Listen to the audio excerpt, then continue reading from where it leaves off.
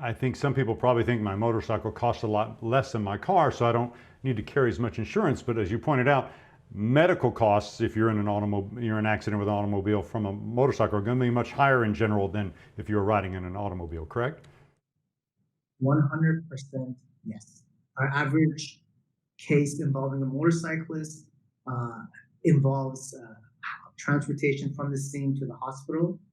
The majority of them involve overnight stay at the emergency room and involve significant number of scans like MRIs, CT scans, X-rays, and so forth.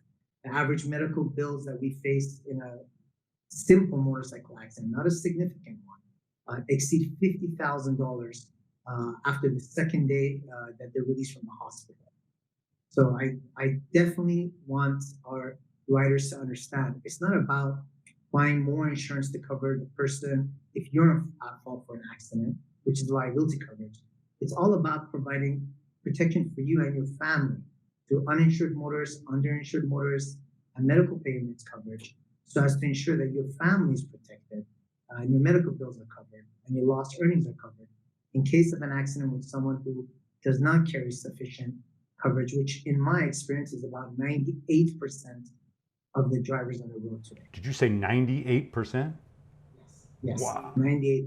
The only providers that we find have adequate coverage for our motorcycle accidents are commercial drivers, such as big rig drivers, truck drivers, Uber, Lyft type drivers, Amazon delivery drivers, or these new companies like Postmates that deliver for a company.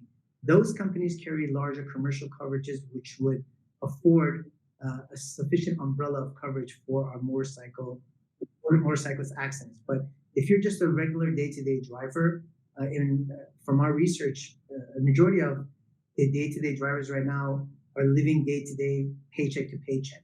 So if they're lucky enough to be able to afford insurance coverage, they're buying the minimal coverage of only $15,000 per incident, or they're not buying insurance at all. And we're seeing that from the calls that we're getting in for new cases, we're up to about 35 to 38% of the calls we're getting. The person that caused the accident was uninsured.